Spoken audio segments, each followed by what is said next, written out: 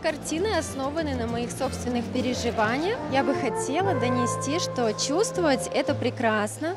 Мы иногда закрываемся от чувств, и мы часто боимся проявлять их, особенно негативные, конечно же.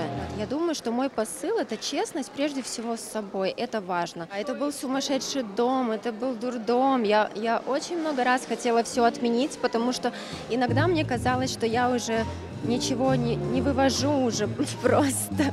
Я была на грани, все выходило из-под контроля по разным мелочам.